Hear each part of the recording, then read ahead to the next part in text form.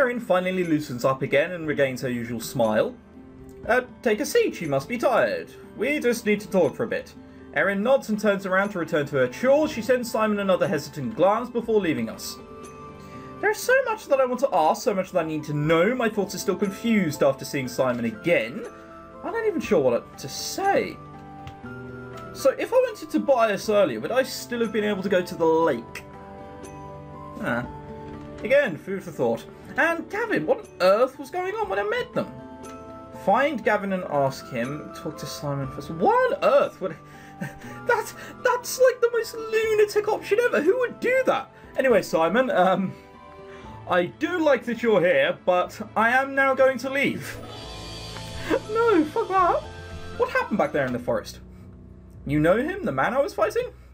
Simon repeats his question from before with a skeptical look. Well, he lives here. He lives here? A Hellenian soldier? My train of thought stops abruptly as I hear Simon's words. Wait, what? Gavin is a Hellenian soldier?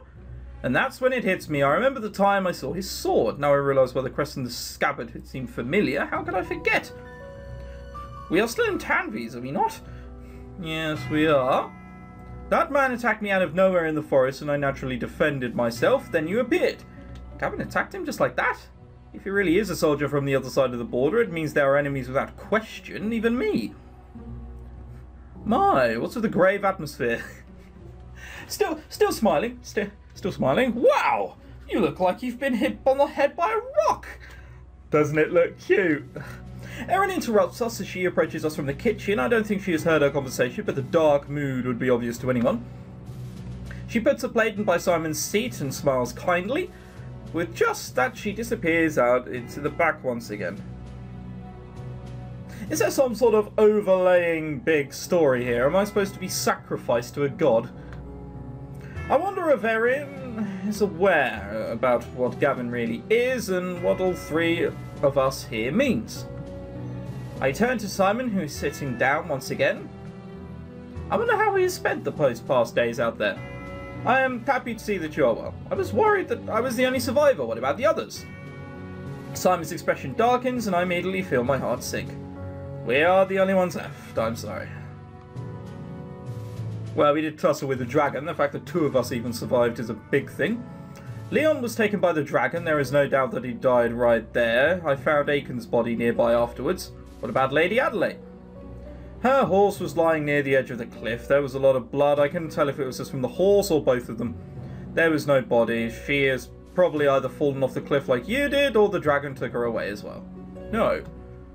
That makes her alive. If you don't see them die... No, if you don't see their body when they die, it means they aren't dead. This is all drama. Adelaide, I saw her at the edge of the cliff before I was thrown off on the back of a panicked, desperate horse. No, I was supposed to have protected her. I promised our entire mission.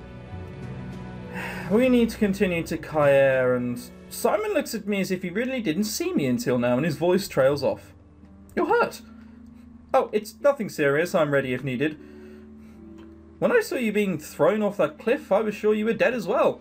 I felt a slight sting in my chest at those words. You seem to have taken quite some damage from that incident. Yes, and people have helped me. The journey back will be a tough one. Normally I wouldn't have hesitated for us to leave right away, but we should make sure you're in the right shape first. He sighs and looks away in deep thought, obviously brooding about our current situation. Let us stay here for a couple of days so you can regain your strength. I don't like postponing our journey, but it's necessary. Alright, for now you should eat and recover. Erin appears through the door once again. You seem to come at like impasses during the conversation. Where will you stay? We will make camp outside the village. Camp? I thank you for your hospitality, but I must. Making camp is silly. We can lend you a room here. We have one upstairs which isn't used. Besides, Lena is already housed. Housed?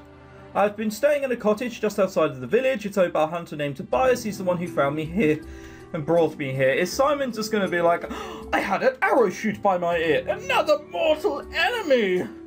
I can see it. I can see it. No, it's alright then. Anyway, you don't look too sharp either. I'll get that room ready for you free of charge. Where you spend your daytime hours is irrelevant to me, but I want you to know that you can at least find shelter under a roof. This is supposed to be an inn anyway, so guests should be welcome. Simon, she's right, you should rest before anything else. He hesitates, but then gives in with a sigh. This is awkward being told that by you. Thank you, Erin, that is very kind. I'm only doing this because you're an acquaintance of Lena's. Erin leaves us once again in the room full silent. I feel all the questions I want to ask pile up inside of me. Simon is sitting right there, right in front of me. He is alive, something I had almost given up hope for. Where has he been? What's he done in that time? And what should we do now? Well, recover. But I suppose the urge to open my mouth... suppress, even. After all, I already know what I need to do. Wait and follow orders. I'll leave you to it. Yes, you probably need to rest yourself. We'll discuss this later, when we can both consider our situation with a fresh mind. Yes. Now that we are alone, he looks awfully tired once again. His uniform is worn and bears a few bloodstains, probably his own from the fight against the dragon. Our other critters in the forest, we've been attacked several times. I turn around and leave through the door. Once outside, I stop again, trying to collect my thoughts. Simon is here. He survived, but everyone else is gone. The lady disappeared, probably thrown aside somewhere by the dragon. She hasn't. She has not died, Christ. Do we go to her home country and tell them that we let their ambassador die under the mission initiated by us? Do we go back to report? No, this isn't up to me. Looking up, it feels as if the sky has darkened along with my mood. Grey skies are covering the sun and the smell of rain is in the air. Right. So, it was a beautiful, beautiful day outside, and then in order, because they couldn't draw in clouds and make it all miserable, it's just a black screen. It amused me. I knew this mission was pointless, if only I'd never left. I begin to walk down the street, but as I pass the corner of the inn, a figure standing there catches my eye. I stop him in the tracks. It's Erin. Him? Did I say him? Oh no, I stop in my tracks. What do I know? It's Erin! She's standing in the shadows, her back leaned up against one of the wooden walls of her inn. This is a strange, distant look on her face. Popcorn or a sandwich? It's probably not that. I heard you all talking. Yep, thought so. She must have been standing just on the other side of the wall, listening before entering the room. I guess it's just a given that she would have heard something in the end. I'm not. She hesitates before finishing the sentence, as if looking for words. I trust you, Lena. Don't ask me why, but I do. Call it naive, but I trust you. You're naive. Then she turns her back on me and heads back into the alley between the buildings, probably towards the back entrance. She doesn't look at me once while speaking. Trust me? What is she talking about? We hardly know each other, and yet she says something like that? What is the problem with everyone here? I can see it. Is this village maybe being protected by Hellenian soldiers? It's a difficult one. Soon I find myself standing in the dripping rain, confused and with an unexplainable feeling of being lost. What happened? Why does it feel like everything changed so much? It's because you just found out everyone died. That's probably a good reason. With a sigh, I turn around and return to the cottage. Just like that, a day's gone. The next day, the sun is shining yet again. I open my eyes and hear the peaceful chirping of the birds outside as they enjoy the clear day after a night of rain. My head is still a mess, and I vaguely remember the strange, confused dreams I had while sleeping. I don't feel rested at all.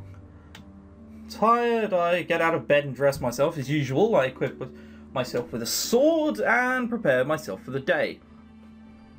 Did we get caught up in that much rain? Have we not just made ourselves more ill, like colds and shit? Probably. Tobias is left early once again. The cottage is quiet. I look silently out of the window, thinking back on my reunion with Simon and the things he told me. Suppressed images from our battle against the dragon fly through my head, short of shots into my comrades being thrashed to the ground and killed there in moments. Ah, lovely music. Death! Ah! For a moment, I can't tell the difference between what I really saw or what I'm making up based on Simon's story. Annoyed, I shake my head. What's gotten into you? With a sigh, I decide to leave the cottage behind and head into town. As I leave through the door, I see Tobias coming back from the forest. He is carrying 2 dead hares and a string, the result from this morning's hunt. Tobias! What? You often patrol through these forests, don't you? Like when you found me? Yes, although I don't go that far. What about the area where you found me? Did you see someone else beneath the cliff back then? Another woman? No, I didn't find anyone other than you. I already told you that before. Alright, I'm only asking, Treacle. It didn't seem like anyone had been there.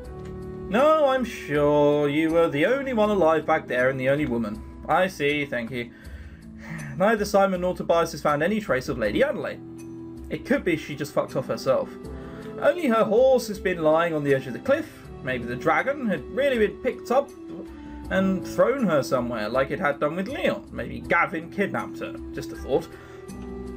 Tobias just stands there for a moment and watches me as if waiting for me to say something more. Then he approaches me again about to say something himself. Yes? Nothing, I have to bring these in.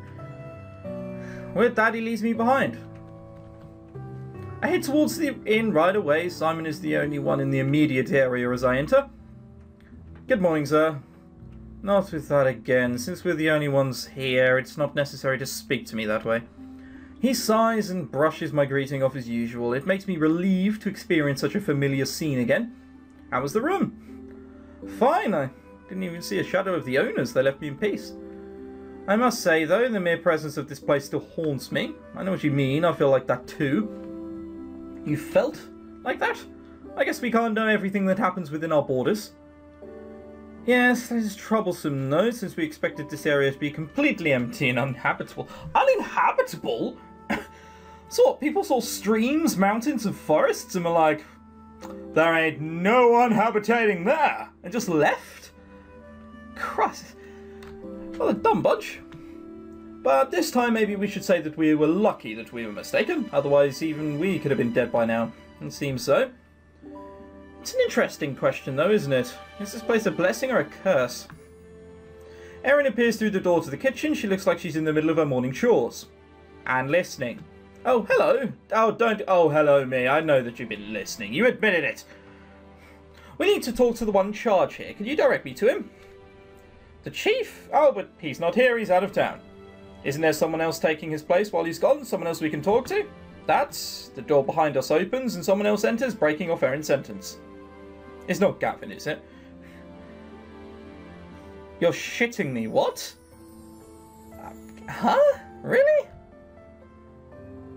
Alright, well, Tobias has already said that he doesn't have an allegiance because he doesn't care where we're from. So hopefully he won't just want to stab Simon immediately. I turn around and see Tobias enter the inn. He stops and stares as he sees me and Simon. Him. You should talk to Tobias. Who are you? I'm sorry for imposing. My name is Simon Cullan, Templar of Tanvis. As you are probably already aware, we are in a problematic situation right now. I would like to ask for the assistance of the people in this town in sending a message back to our capital, Lys. Oh my god. Alright. This person... He's not one for fighting kingdoms. He thinks it's more important to be neutral. Basically, Tobias is Switzerland. But imagine if Switzerland imposed its views on people rather aggressively with their Swiss knives. Grrr! Yeah, in fact, that's a perfect analogy because Tobias isn't very threatening. There you are, we'll just call him Switzerland from now on. No. No? No one here is going to help you fight your war.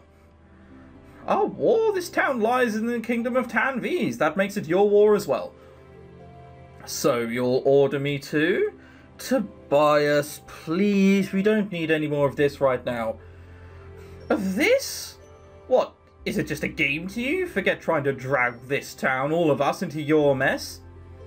Let it go, Lena. We may have asked too much after all. It is clear we cannot expect any aid from him. Good, then I'll take my leave. Again, he did help us. And that's technically... Well, there's no technically about it. That is aid, but... Well, what would I know? No matter what Switzerland came here to do in the first place, he quickly makes sure to leave it behind once again. Erin, I'm sorry it ended up like this again. Don't worry about it. You're in a difficult situation after all. She smiles and leaves us behind. Simon doesn't notice us as he is in deep thought about what just happened. His face looks so serious, as if covered in a dark cloud. I haven't seen him like this before. Simon is almost always serious, sometimes too serious for my tastes, but this time it's different. I guess it's only natural, considering all that has happened. Unlike me, he has also spent several days alone in the forest before coming here. Sorry, I was lost in thought for a minute. Yes, I realised I was there. We will have to decide on what to do from this point on. Yes. There is a moment of silence. Simon, we should do something about the others. Others? Leon and Icon and... Oh, right. His expression clouds over once again. Yes, we should at least pay our respects.